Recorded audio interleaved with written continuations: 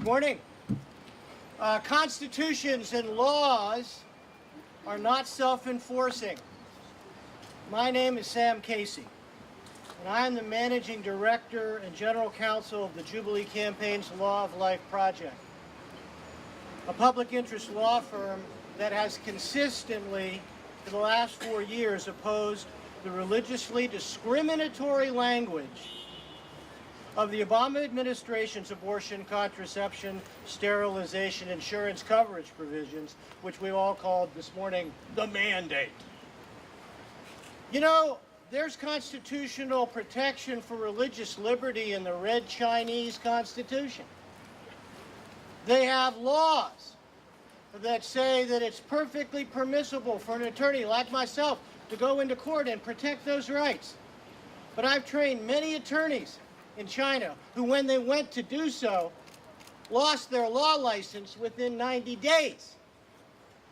This United States is full of a lesson that we're forgetting. The courts of this country rarely get it right first. And the Supreme Court of the United States, when religious liberty, pro-life is concerned, has a very bad record, actually. So why are we in the streets? Why can't we just depend on those lawyers arguing the case right now?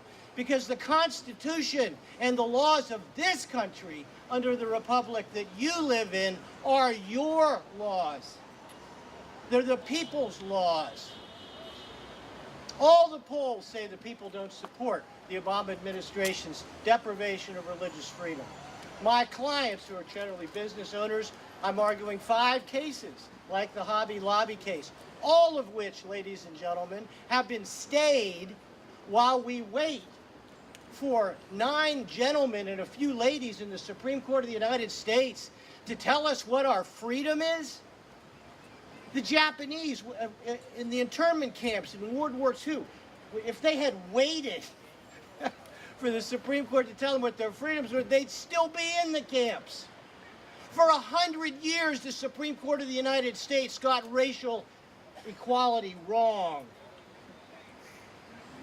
Now, what I'm here to tell you is exactly what they're arguing about. The Supreme Court of the United States in 1990 got religious liberty wrong. And they ruled that really we don't have the kind of religious liberty everybody up here has been talking about. So we passed a law, the people passed a law called the Religious Liberty Protection Act. And it's very simple. It restored the interpretation of the United States Constitution that the Supreme Court had just abrogated. And it said, when the government wants to substantially burden the religious free exercise of any person, did you hear that? Any person, which includes an individual, a corporation, and guess what? Priests for life. They can only do so if they have a compelling state reason for doing it. And even if they have a compelling state reason, they must do it in the least restrictive means. So what in that is the Obama administration arguing this morning? They have conceded that they do not have a compelling state reason, and they are not doing it in the least restrictive means.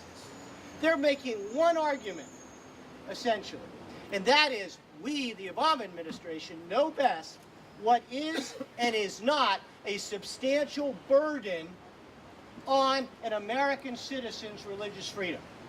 It is no longer, according to the Obama administration, for the religious adherent to tell the government what their religion is. No, it's now time in America for the government to suggest to the American people what is basically legal religion and what is essentially illicit religion, for which you get penalized, in this case, $2,000 a day per employee.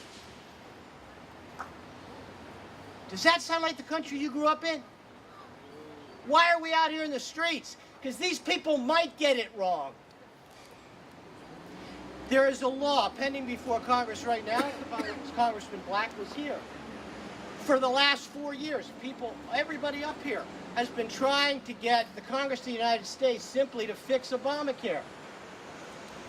If Obama was true to his promises, and he promised, you will not have to pay for abortion, and the law itself protects your religious liberty. Why does the Obama administration oppose Diane Black's law? Because they know better than you do what your religion should be. You want to live in that country? I don't. And that's why our Jubilee Campaign's Law of Life project will fight in the courts. We will fight in the streets. We will fight in Congress. None of our employees will be insured by insurance that covers this stuff. And we will go to jail before we give up our religious liberties. And I hope you all will remember what you heard today. Go home and tell your children and their children's children that you were there. A very few of you were there to protect the most precious liberty that distinguishes you from all countries that ever were and ever have been religious freedom. Thank you.